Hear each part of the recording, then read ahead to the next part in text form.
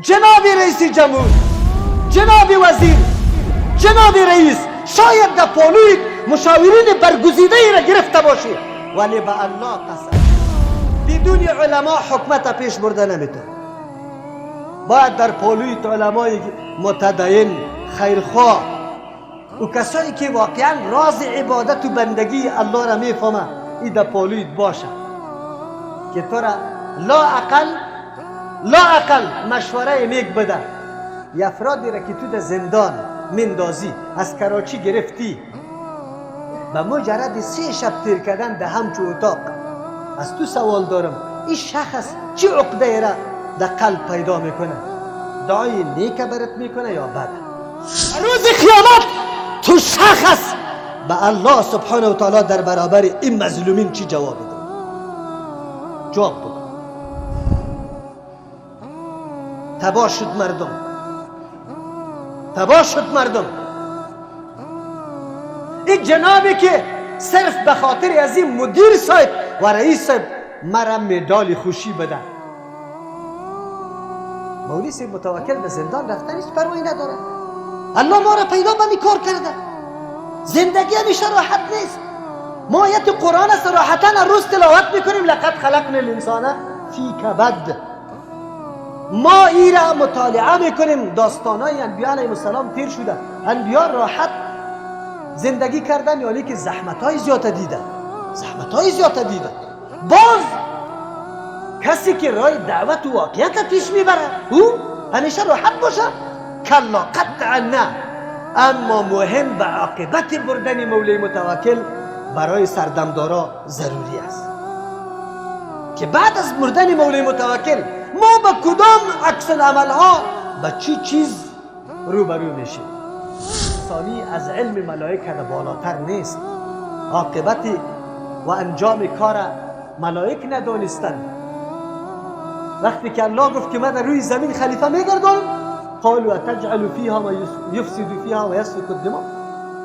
در روی زمین کسی را خلیفه میگردانی الله که او فساد میکنه در روی زمین و خونریزی میکنه، یعنی نه حق الله را مراعات میکنه و نه حق بنده را، اردو را لحاظ نمیکنه. او تو را آدم خلیفه از خاصیت از او صفاتی که الله به همچو خلیفه بیان کرده بود ملائک معلوم کرد که خلیفه مرتکب همچو کارا میشه. خیر چرا؟ آیا ما مناسب نیستیم به خلافت؟ و نحن نسبح بحمدک، مکمل به پاکی بیان کردن پاکی تو معذب حمد و ثنای تو را گرفته گفته و نقدس لک، زمین سازی میکنیم برای تطبیق نظام تو. بالکل زمین ما صاف و پاک و هموار میسازیم که نظام تو حاکم شود. الله سبحانه و تعالی دو جواب میده، تفصیلی و اجمالی.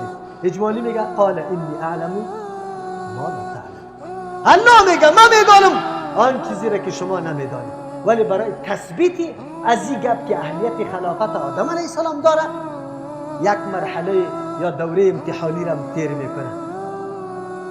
دوره امتحانی را تیر میکنه.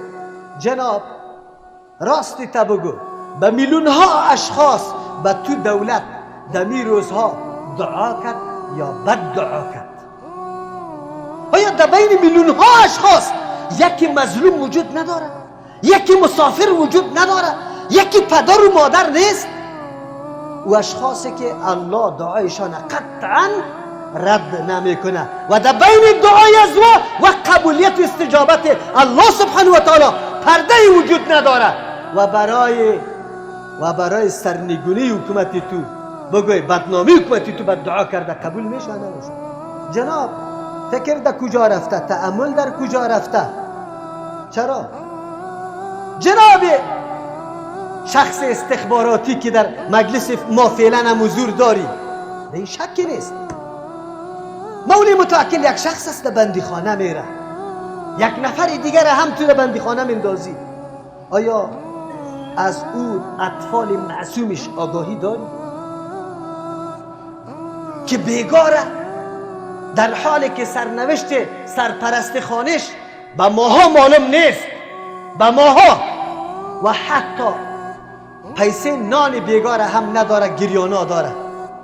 در روز قیامت تو شخص به الله سبحانه و تعالی در برابر این مظلومین چی جوابی داری؟ جواب بگو، جواب بگو.